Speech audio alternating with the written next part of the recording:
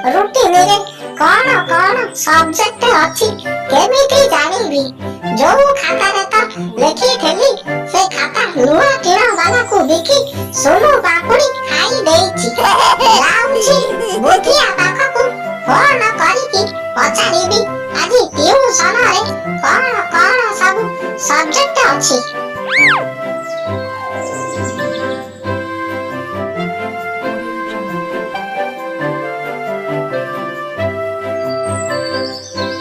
କଣ କହିଲ ହାଡ଼ିଆ ଭାଇ?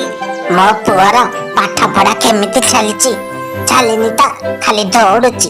ପାଠ ପଢା ଏ ଟୋକା ଠାରୁ ଏତେ ଦୂରକୁ ଚାଲି ଯାଇଛି ଯେ ଏ ଟୋକା ଯେତେ ଚାହିଁଲେ ବି ପାଠ ପଢା ପାଖରେ ପହଞ୍ଚି ପାରିବ ନାଇଁ ତ ଆଉ। ବାପା ଟିକେ ଫୋନଟା ଦେଲ, ମୁଁ ବୁଦ୍ଧିଆ ପାଖକୁ ଫୋନ କରିବି। ସାଙ୍ଗ ବୁଦ୍ଧିଆ, କହିଲୁ ଆଜି ଟିଉସନ ରୁଟିନରେ କଣ କଣ ସବୁ ସବଜେକ୍ଟ ଅଛି? ମୁଁ ଯୋଉ ଖାତାରେ ରୁଟିନ ଲେଖିଥିଲି ସେ ଖାତା ବିକି ସୁନୁ ପାପୁଡ଼ି ଖାଇ ଦେଇଛି। କଣ ହେଲା?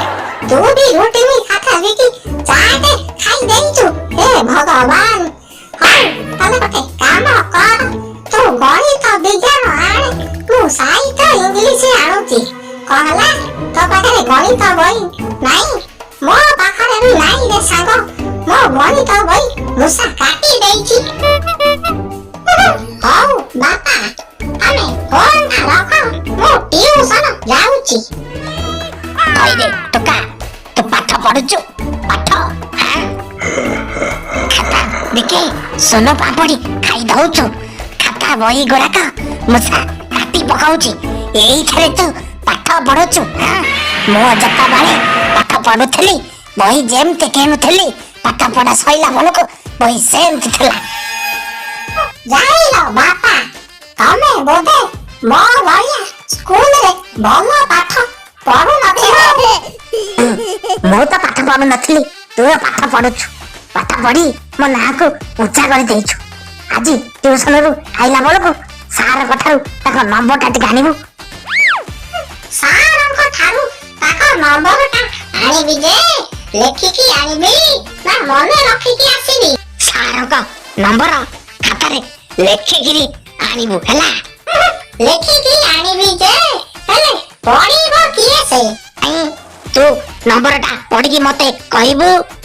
ମୁଁ ଲେଖି ସାରିଲା ପରେ ମୁଁ କଣ ଡାକ୍ତର ବି କହିପାରିବନି। ହଉ ତାହେଲେ ମନେ ରଖିକି ଆସିବୁ। ମନେ ସିନା ରଖିଦେବି, ହେଲେ ଘରକୁ ଆସିଲା ବେଳକୁ ପୁଣି ଭୁଲି ଯାଇଥିବି। ଚୁପ୍, ମୋର ନମ୍ବର ଫମ୍ବର ଦରକାର ନାହିଁ। ତୁ ଯା ଟ୍ୟୁସନ ଯା, ପଢିବୁ ଯା ଗଧ।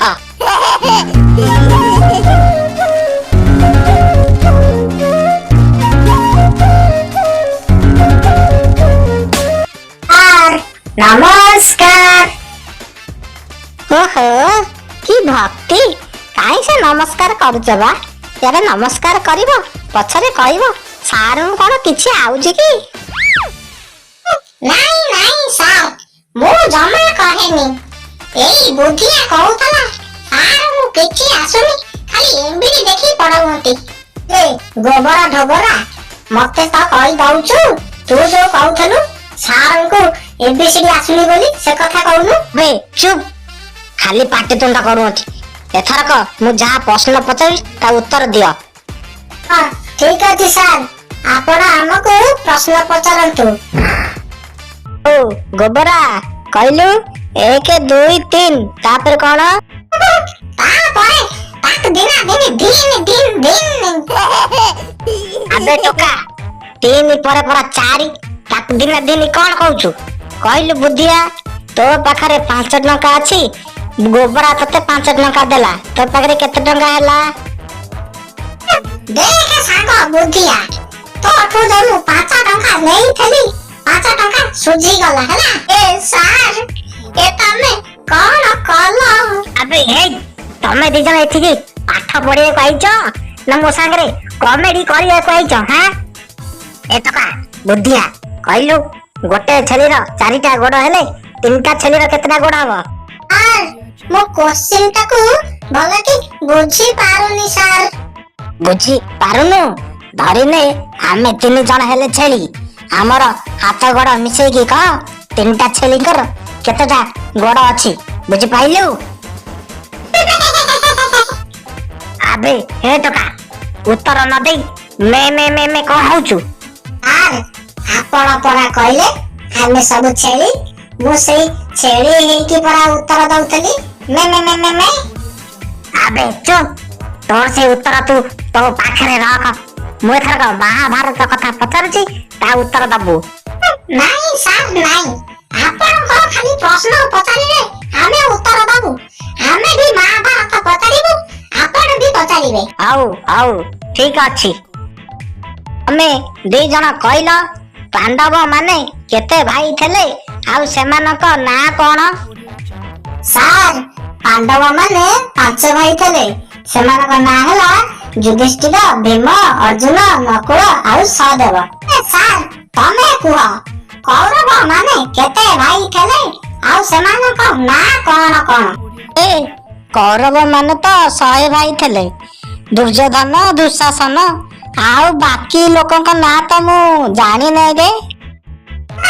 ସାରଙ୍କୁ କିଛି ଆସୁନି ଆଉ। ହଉ ପିଲାମାନେ ଆଜି ପାଠ ପଢା ସେତିକି ଥାଉ। ମୁଁ ହୋମୱାର୍କ ଦଉଛି, ଖାଲି କରିକି ଆଣିବ ହେଲା। ସାର୍ ଆଜି ଆମେ ହୋମୱାର୍କ ନେଇକି ନୁହଁ ଦେଇକି ଯିବୁ। ତମକୁ କାହିଁ କୌରବ ମାନଙ୍କ ନାଁ ଆସିଲାନି? ଏଇଟାକୁ 3 ଥର ଖାତାରେ ଲେଖିଥିବ ଆଉ 100 ଥର ଭଲକି ଘୋଷିକି ମନେ ରଖିବ।